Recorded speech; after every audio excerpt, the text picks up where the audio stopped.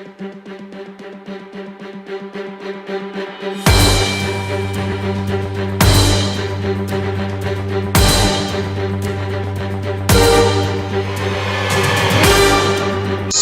Partai Buruh menolak atau tidak setuju dengan isi Perpu nomor 2 tahun 2022 tentang Omnibus Law Undang-Undang Cipta Kerja.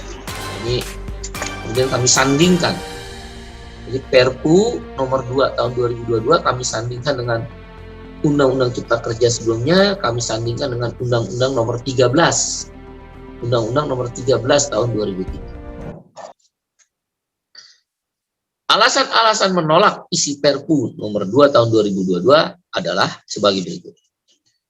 Nomor 1, pasal tentang upah minimum. Nomor 1, pasal tentang upah minimum. Di dalam Perpu, pasal upah minimum kabupaten kota digunakan istilah dapat ditetapkan oleh gubernur. Itu sama dengan Undang-Undang Cipta Kerja. Kata-kata bahasa hukum dapat itu berarti bisa ada, bisa tidak, tergantung gubernur. Ganti gubernur, ganti kebijakan. Cukup gubernur menetapkan upah minimum kabupaten kota. Ya, tentang upah minimum A, 1A. 1B. Di dalam Undang-Undang Cipta Kerja, upah minimum itu kenaikannya berdasarkan inflasi atau pertumbuhan ekonomi. Pakai kata-kata atau. Sedangkan di dalam Undang-Undang nomor 13 tahun 2003, itu berdasarkan kebutuhan hidup layak KHL disurvei, dan turunannya PP nomor 78 tahun 2015, kenaikan upah minimum, saya ulangi, PP nomor 78 tahun 2015, turunan dari Undang-Undang nomor 13, kenaikan upah minimum adalah berdasarkan inflasi dan, jadi inflasi dan pertumbuhan ekonomi. Di Undang-Undang Cipta Kerjanya, kenaikan upah minimum, inflasi atau pertumbuhan ekonomi, bisa salah satu. Nah, di dalam Perpu, di situ hanya dikatakan berdasarkan inflasi, pertumbuhan ekonomi, indeks ekonomi. Ya. Sini dibilang adalah indeks tertentu. Jadi saya baca, formula penghitungan upah minimum sebagaimana dimaksud pada ayat 1 mempertimbangkan variabel pertumbuhan ekonomi, inflasi, dan indeks tertentu. Nah, indeks tertentu ini kami nggak tahu apa itu indeks tertentu. Sebagai ILO governing body, pengurus pusat salah satu badan perserikatan bangsa-bangsa, tidak pernah dikenal indeks tertentu dalam menetapkan upah minimum. Upah minimum hanya ada 2 cara. 1, survei barang-barang kebutuhan hidup layak, atau bahasa Inggrisnya standard living cost, atau inflasi plus pertumbuhan ekonomi. Tidak ada kemudian memasukkan indeks tertentu. Apa itu indeks tertentu? Siapa yang memutuskan indeks tertentu? Dari mana formula itu berdasarkan kajian ilmiah indeks tertentu? Apakah 0,0, apakah 0,05, apakah 0,1, atau bahkan 1,0 indeks? Kita tidak mengerti yang dimaksud indeks tertentu. Sekali lagi, kalau Undang-Undang 13, turunannya PP nomor 78, itu inflasi plus pertumbuhan ekonomi, titik. Kalau Cipta Kerja, inflasi atau pertumbuhan ekonomi. Kalau Perpu, berdasarkan variabel pertumbuhan ekonomi, inflasi, dan indeks tertentu. Dalam hukum internasional tidak ada itu indeks tertentu terkait dengan upah minimum. Ya hanya mau-maunya Kementerian Perekonomian, Kemenko Perekonomian, nggak tahu. Kami menduga indeks tertentu itu adalah seperti dalam Permenaker nomor 18 tahun 2022 tentang upah minimum kemarin itu. Dia pakai indeksnya adalah 0,1 sampai 0,3. Kami menduga ke sana arah. Tapi Partai Buruh dan Serikat Buruh, KSPI termasuk di dalamnya, menginginkan nggak perlu indeks tertentu. Cukup di situ dikatakan inflasi plus pertumbuhan ekonomi. Ya. Kemudian dalam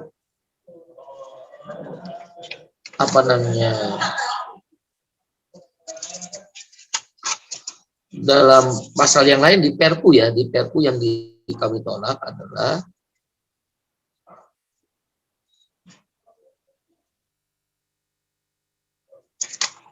ini yang berbahaya lagi nih. Pasal 88F Perpu.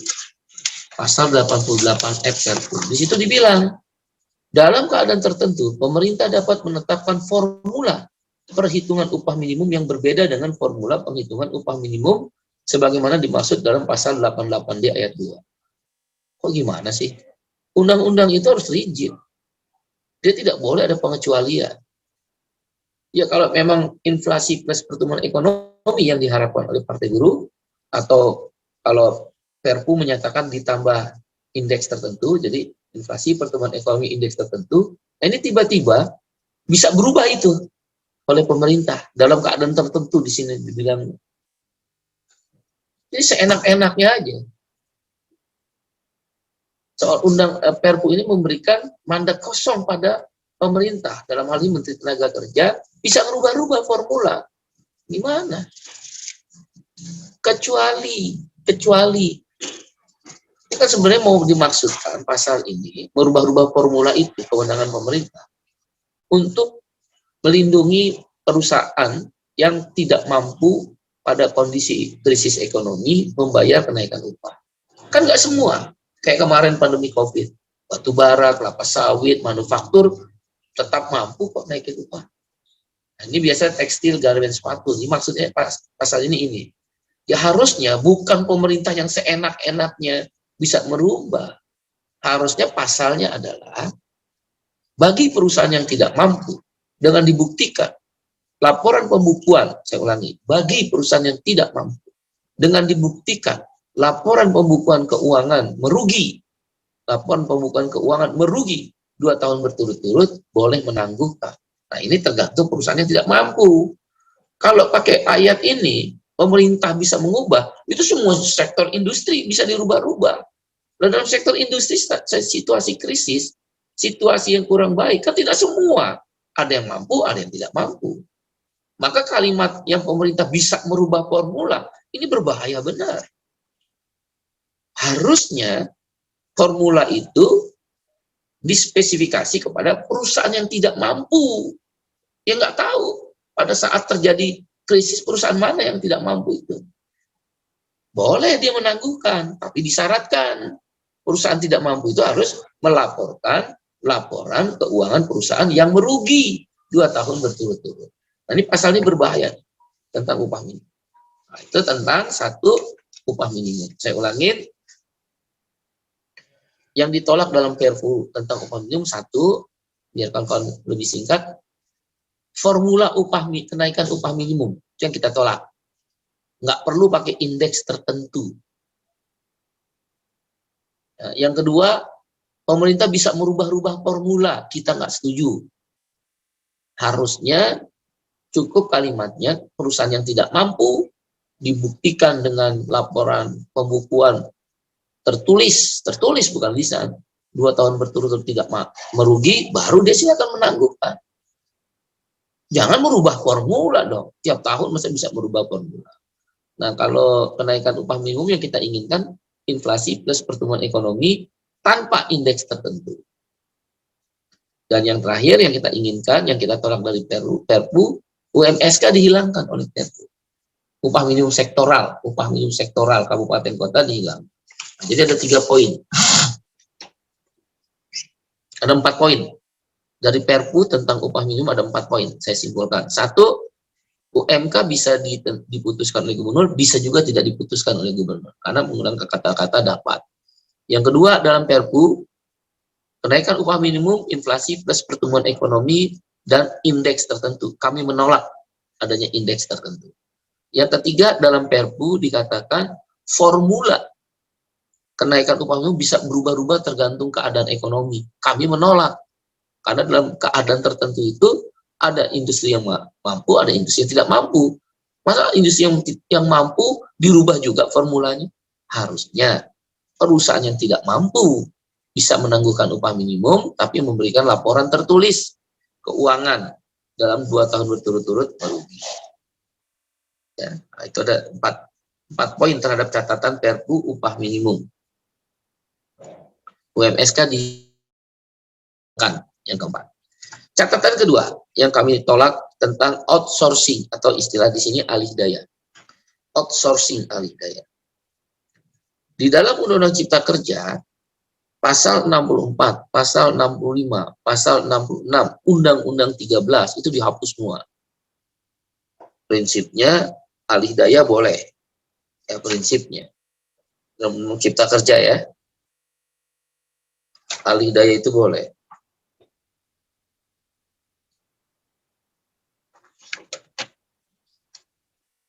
Dihapus semua tuh yang Undang-Undang Nomor 13 2003. Nah, di dalam Perpu gak ada bedanya. Cuma ada sedikit ruang untuk dialog. Jadi dalam Perpu bahasanya begini. Perusahaan dapat menyerahkan sebagian pelaksanaan pekerjaan kepada perusahaan lainnya melalui perjanjian alih daya yang dibuat secara tertulis. Pemerintah menetapkan sebagian pelaksanaan pekerjaan sebagaimana dimaksud pada ayat 1. Ketentuan lebih lanjut diatur dalam PP.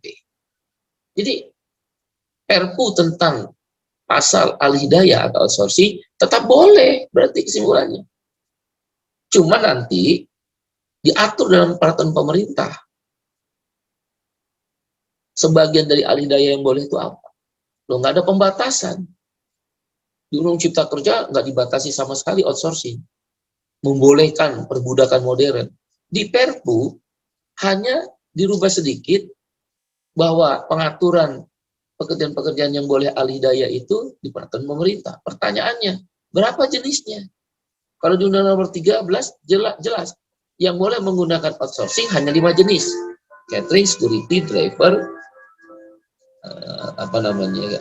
cleaning service dan jasa penunjang perminyakan. Nah, di dalam Perpu bebas lagi. Cuma akan diatur dalam peraturan pemerintah. Pemerintah nanti yang nentuin mana outsourcing, mana enggak. Ya makin nggak jelas aja. Ya, ini makin nggak jelas tentang pasal outsourcing karena masih membebaskan semua jenis pekerjaan boleh di outsourcing, walaupun di sini dibilang akan diatur di peraturan pemerintah yang ditentukan oleh pemerintah. Nggak jelas. Ukurannya apa? Seenak-enaknya dong. Nanti kalau saya mau pakai outsourcing datang ke pemerintah, kata pemerintah boleh. Terus ada yang lain datang lagi orang lain kata pemerintah tidak boleh. Loh, nggak boleh dong. Hukum dimain-mainin begitu. Itu nggak setuju outsourcing. Kemudian jadi yang kita setuju kembali ke Undang-Undang Nomor 13. Outsourcing harus kembali ke Undang-Undang Nomor 13. Tidak boleh kecuali 5 jenis pekerjaan. Catering, cleaning service, driver, security, dan jasa penunjang perminyakan. Kembali ke Undang-Undang Nomor 13. Hal lain juga yang menjadi sorotan adalah ini yang pertama upah minimum, yang kedua outsourcing, yang ketiga adalah sangon. Dalam Perpu tentang pesangon nggak ada yang dirubah. Kami menolak.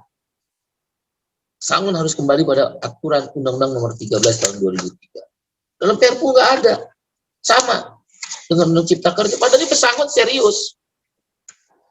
Kok malah nggak dirubah? Justru ini yang kami soroti, upah yang disoroti kan upah minimum, outsourcing, jadi upah minimum naiknya inflasi plus pertumbuhan ekonomi dan harus ada upah sektoral. Outsourcing kembali ke Undang-Undang 13 tahun 2003, hanya 5 jenis pekerjaan yang boleh. Dan pesangon kembali ke Undang-Undang Nomor 13 2003. Di Perpu nggak dirubah sama sekali. Padahal ini inti nomor 3. Ya. Nah, nomor 4. Nomor 4 yang kami sorot adalah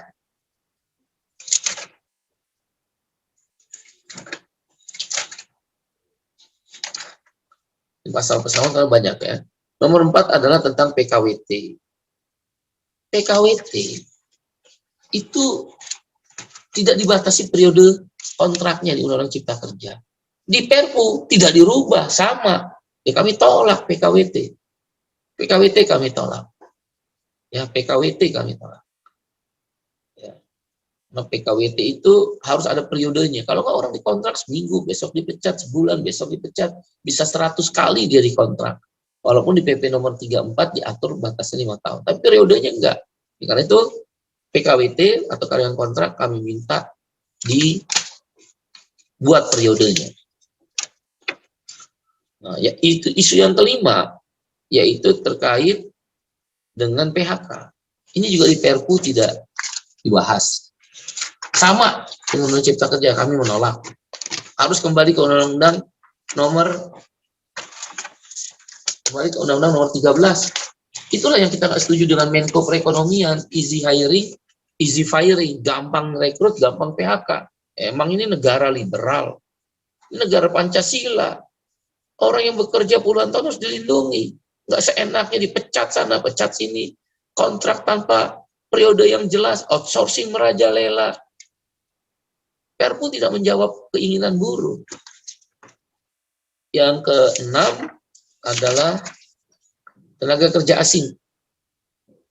Sama persis dengan Perpu, sama Undang-Undang Cipta Kerja. Kami menolak. Tenaga kerja asing itu harus minta izin. Kalau belum izin keluar, kita intaknya nggak boleh dia kerja. Yang unskilled workers ya, kalau skilled workers silakan. Unskilled itu buruh kasar. Bahaya benar ini. Kemudian yang berikutnya adalah pengaturan waktu kerja. Ya. Pengaturan waktu kerja juga sama persis dengan Undang Cipta Kerja, Perpunya nggak dirubah. Jadi saya ulangin ya yang disorot. Satu, upah minimum, kesimpulannya, upah minimum. Di Perpu pakai indeks tertentu, kami menolak. Tetap harus inflasi plus pertumbuhan ekonomi. Di Perpu, UMK itu bisa atau kata dapat diputuskan oleh gubernur atau tidak. Kami nolak. Harus diputuskan oleh gubernur menggunakan kata-kata dapat. Kemudian juga di Perpu, formula kenaikan upah minimum bisa berubah sesuai keadaan ekonomi. Kami tolak. Harusnya perusahaan tidak mampu yang bisa dikasih penangguhan, itu pun harus ada pembuktian laporan keuangan yang merugi. Ya, UMSK dihilangkan di Perpu, kami juga tolak. UMSK harus tetap ada. Pasal yang kedua, isu kedua yang kami konsen, outsourcing. Outsourcing tetap dibolehkan oleh Perpu. Semua jenis pekerjaan, walaupun di situ dibilang akan diatur oleh lebih lanjut oleh pemerintah melalui PP. Ya berapa? Kalau kami minta kembali ke Undang-Undang nomor 13, yaitu 5 jenis pekerjaan saja yang boleh outsourcing. Itu isu nomor 2. Isu nomor 3 adalah tentang pesangon. Di Perpu tidak berubah, sama dengan Undang Cipta Kerja. Kami tolak. Kami minta sesuai Undang-Undang nomor 13 tahun 2003. Yang keempat adalah karyawan kontrak atau PKWT. Di Perpu sama dengan Undang Cipta Kerja. Kami tolak. Kami minta ada periode dari waktu kontrak sesuai Undang-Undang nomor 13 2003. Kemudian yang kelima adalah berkenaan dengan